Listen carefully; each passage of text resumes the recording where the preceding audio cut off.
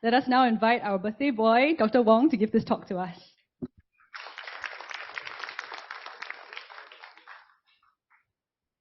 Hi, can you hear me? Can you hear me? Yes, we can. Okay, fine. Sorry. No, thanks, David. I knew it was going to be a bit embarrassing, but okay. So, yeah, thanks for a nice introduction. Very optimistic. But at the start of the pandemic, this was ASCO GU, I think, in 2020, that Thomas Paul basically trashed radio immunobiology. There were two small trials reported in that ASCO GU, and both didn't look too promising. So, and Tom Powell basically said, if you were to put resources to develop the next frontier for renal cell carcinoma, and today I'm talking mainly about RCC, of course, you wouldn't choose radioimmunobiology. So, okay. And anyway, I don't know much about the biology part. I'm a clinician. So whatever I know is from what we observe in the clinic, right? From tediously looking through scans and all that, and trying to see what we can gather. We haven't had the leverage to do any decent prospective trial, at least not yet. I'm having a bit of trouble to advance the slide. Let's see.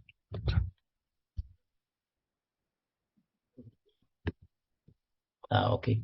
So this is one of the trials. This is RADVAX in RCC, presented by Hans Hammers, and basically combined ipi/nivo, which had already been a standard first-line systemic treatment for RCC, and he added SBRT to 1 to 2 disease sites. Right. It was a small trial, like 25 patients. They added it in the induction phase between the first and second cycles of ipilimumab and nivolumab. Previously, they had shown some safety data and so on. So it was feasible to do. Most patients were clear cell, and some of them had prior treatments.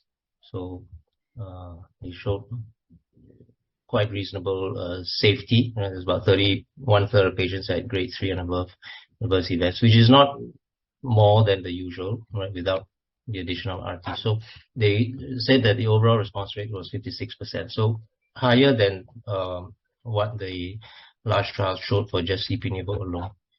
But still, it was only 25 patients, and I've not been able to find an update. But who knows? Maybe they are cooking, a nice update for us. The next trial was a larger trial with about 69 patients. This is the NIVES trial, European trial. I think it's Italian, and they designed it such that it was only nivolumab, single agent, with SBRT 10 grays times 3, but to start early, right, within about 7 days after the first dose of nivolumab. And they published their results actually. So, but they claimed that, okay, the overall response rate was only 17%, disease control 55%, so not better than the single agent nivolumab in pre-treated RCC. So they called this essentially a negative, or at least not insufficient evidence to say that the combination is more effective. Okay, but still it's just a phase 2. So meanwhile, all that was going on, we carried on with the usual management of patients in the clinic, trying to figure out what to do when patients progress. We only have drugs A, B, C, and we have RT. So we try and get the best of both worlds. But with a little bit of diligent observation, we tried to chase down every single lesion we could. Right? I mean, the abscopal effect is it can either be a very technical definition, or you can really get romantic about it, right? I mean, in some ways, it's known to occur. I mean, RT is not the only thing that causes an abscopal effect, right? Surgery is probably the first thing to be described. You have surgical immunology with cytoreductive nephrectomy and all that. So what we can just basically describe what we observe. If something gets bigger, it gets bigger. If later it gets smaller, it gets bigger and then gets smaller, right? is this due to what happened in the with the intervention that was at the time being? It can only be a hypothesis, right? But with this in mind, we looked at our patients as we treated them. Right? It's not unknown. It is expert practice to add in focal treatment to single or oligo progressive sites. Right? And basically, we went on there, but we chased every single lesion, and we tried to show that to see whether we could at least document what might be an abscopal effect. And so we did. Not easy. In this case, it was a mixed. You often get a mixed response. Right? Sometimes you get what might be an abscopal effect. You get a distant site which progresses. So in the same patient, as you see here.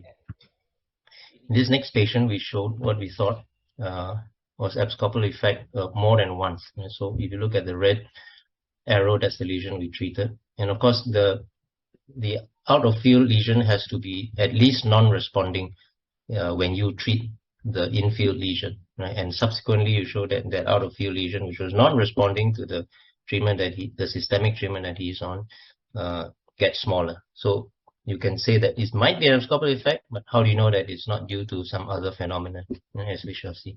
And this patient seemed to happen at least twice. This was a patient that was on TKI for some time and not responding, and then on immunotherapy as well. And the liver mets seemed to progress. And this was treated by Cheng Nang, I think, and we gave concurrent SPRT to bony sites serially on 2 occasions. And we said, well, could this be an abscopal effect? It's hard to say, right? Hard to say, but optimistically, why not? Okay. The problem is this. The problem is that of atypical response patterns. I mean, it's not a problem. It's just a matter of fact, right? Those of us who deal with immunotherapy, especially if they are on immunotherapy only, we know that the radiologic responses are not as straightforward as chemotherapy, right? Not always. In the more immunogenic tumors, they might happen more often. The prototype, of course, melanoma. But we thought we documented quite a bit of atypical response patterns in RCC. So you have phenomena like pseudoprogression. We showed patients in which this happens serially, even symptomatically.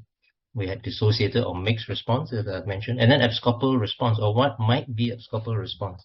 Because it's hard to say that that this patient definitely has an abscopal response if it could be pseudoprogression, that is, or a late response, or late pseudoprogression. So there are all these permutations and combinations of what we term atypical response patterns.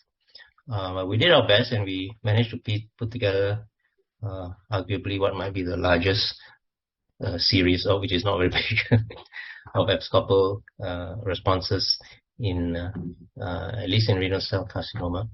And we tried to document, okay, how much RT they got. Most of them in SPRT. It had to be concurrent with the immune checkpoint, because that was the thing that we were trying to show. Right? We noted what was the infield site, what was the outfield site. We documented how many prior scans prior to the abscopal, so that the outfield lesion, which we thought had an abscopal effect, was not responding. That means at least stable disease or progressing, right?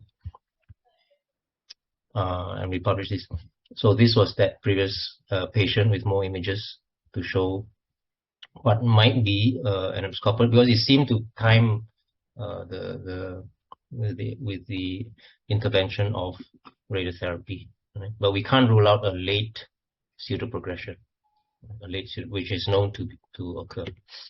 And this is the same patient which we showed, in which the abscopal effect might have happened twice. So you see, for example, the second one, the cardiophrenic lesion was radiated, and then the lesion on the other side which was not responding, or even came up at some point, seemed to go away. And this was a very, with a few patients, these broad steps. I mean, it's not going to prove anything, but the one reviewer wanted us to do at least some factorial analysis. Even this was just univariate. Right? Those who have abscopal effect might do better. This was just the original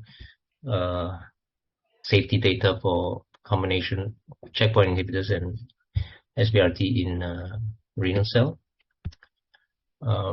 We did this case with, I think, with Bala and Daniel. So this is late RCC that we had got into remission with a combination of ipi/nivo and VATS resection of the lung, and then relapse in the bone, but also oligo relapse in a new site. So wow! And when this lady was really proactive, she was very keen to get the best immunologic treatment. So Bala said, send to, I think it was Daniel, right? So send to Daniel. So we did, and the patient wanted concurrent ipi/nivo with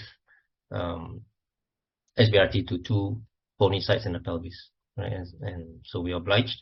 It was before that Hammer's presentation of Redvax. But we asked around, we had some contact and said, okay, we got an abstract. It was feasible to do, and so we did it. And this is her long-term result. She's still very well. She's essentially in PET CR. One case, very hard to say that we proved that there was synergy of the local response. We know that has probably been shown in the lab. Right? This is probably I couldn't find a later publication, and this is a rapport trial in which they gave pembrolizumab single agent to oligometastatic RCC, but they irradiated all the sites. Right? So single fraction 20 grays, or if not feasible, just 3 grays in 10 fractions of 3 grays, but all metastatic sites were treated. So, and they published the results, just 30 patients. So with 83 sites irradiated, right? Mostly in the lung, as would be for RCC. So the author sounded quite happy with the result, but still you have patients who progress and all that. So okay, it's a decent prospective trial, but still it doesn't prove everything. Right? So we are at a stage where the level of evidence is still not great. You have retrospective data, you have papers which combine different tumors. I just pulled one out for melanoma, even done in China, and even for brain mets. So people have done that. But basically, Tom Powell's is still right. We're not at a stage where we can boast about radioimmunobiology, at least not yet. And it went to clinicaltrials.gov. There are not that many trials. In fact, there's only a handful of ongoing trials that I can tell, even for melanoma. And this one, which has a really fancy name, was terminated. So I don't know. Maybe we have to develop more tricks in RT, as you are doing right now. Wish I could be there with you guys, talking about is it flash and all that. And maybe one day we will have more in our armamentarium to try to bring about a clinical effect for radioimmunotherapy. I think that's it. Any questions? Thank you very much, Dr. Wong, for your comprehensive talk.